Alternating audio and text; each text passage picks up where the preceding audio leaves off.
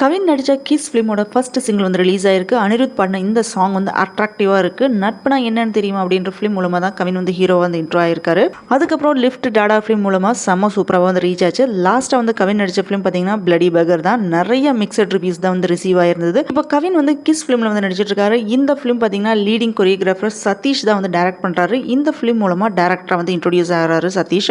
So இந்த ஃபிலிமில் கவினுக்கு வந்து ஜோடியாக அயோத்தி ஃபிலிமில் மூலமாக ஃபேமஸான ஆக்ட்ரஸ் பிரீத்தி தான் வந்து நடிச்சிட்டு இருக்காங்க. இந்த ஃபிலிம் தமிழ், தெலுங்கு, ஹிந்திலையும் வந்து ரிலீஸ் ஆக போகுது அப்படின்னு வந்து சொல்லியிருக்காங்க.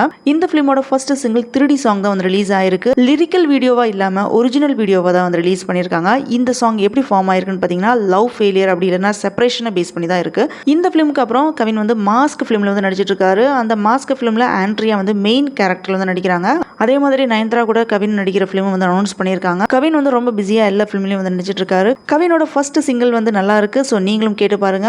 தேங்க்ஸ் ஃபார் வாட்சிங். உங்களுக்கு பிடிச்சிருந்தா லைக் பண்ணுங்க, சப்ஸ்கிரைப் பண்ணுங்க, அப்படியே வந்து ஷேர் பண்ணுங்க. See you all in the next video.